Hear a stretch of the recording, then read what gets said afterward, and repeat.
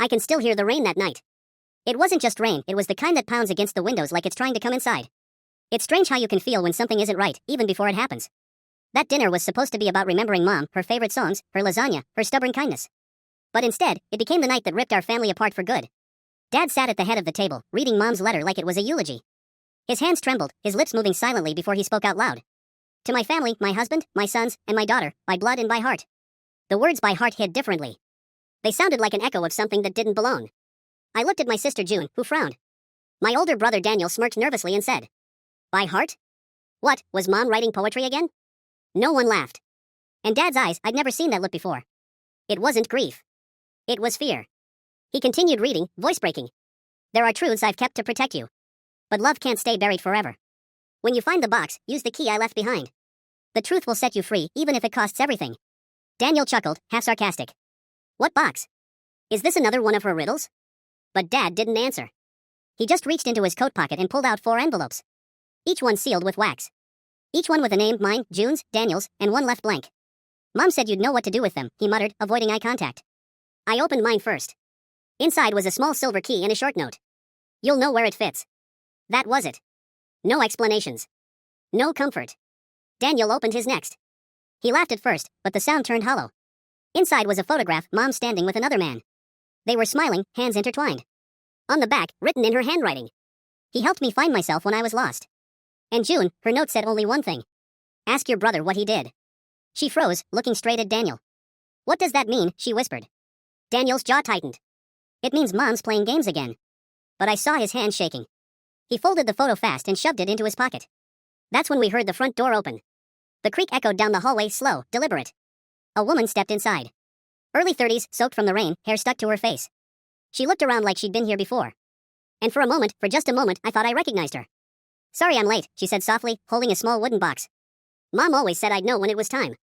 Dad stood up so fast his chair slammed against the wall. "Who are you?" he demanded. She smiled, tired, sad. "You know who I am. You just hoped I'd never show up." June whispered, "Dad, what is she talking about?" The woman walked closer, the light catching her face, same green eyes as Mom, same birthmark near her ear. "I'm Elena," she said. "Your sister." The silence that followed was suffocating.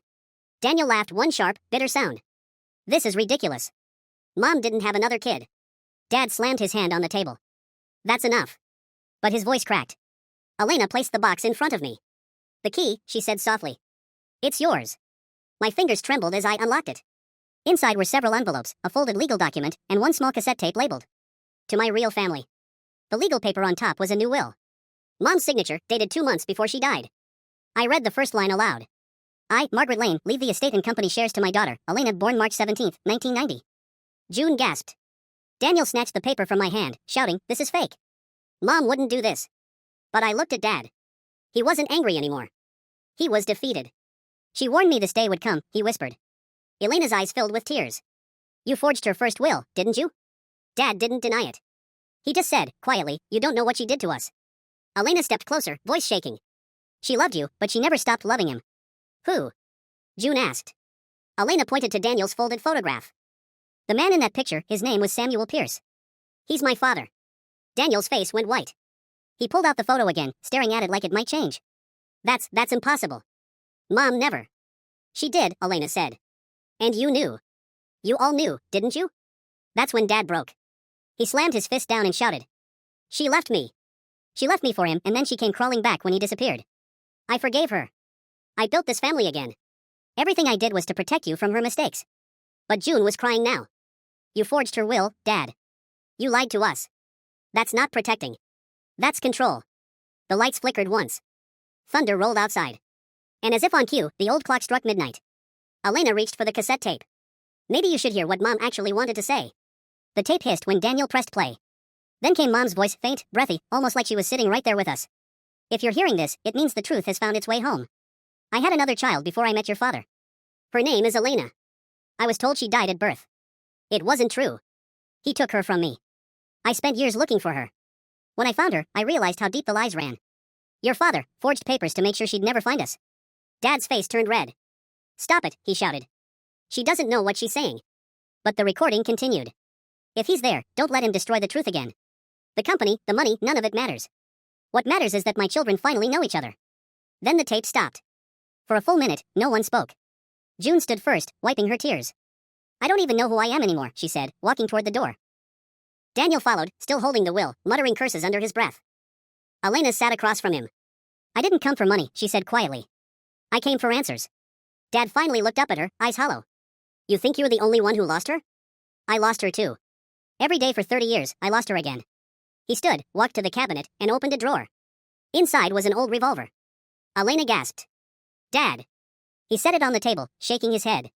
I'm not going to use it. I just want you to understand what love can turn into when it rots. He turned to me. Take care of your sister. Then he walked out into the rain and never came back. 2 weeks later, the lawyers confirmed it. Elena was the legal heir. The company changed hands. The house became hers. I moved out. June stopped answering calls. Daniel disappeared overseas. But one night, I got a small package in the mail. No return address. Inside was Mom's silver locket, the one she wore every day. When I opened it, there were 2 tiny pictures inside. One was of me as a child. The other was Elena. On the back, engraved faintly, were the words, Now you're both home. Sometimes, I think about that dinner, the smell of burnt lasagna, the rain hitting the roof, the sound of the clock when everything fell apart. And I wonder if Mom knew this was the only way to bring us all back together, even if it meant destroying what we thought we had. Because the truth didn't just change everything. It ended everything. And maybe, in her way, that's exactly what she wanted.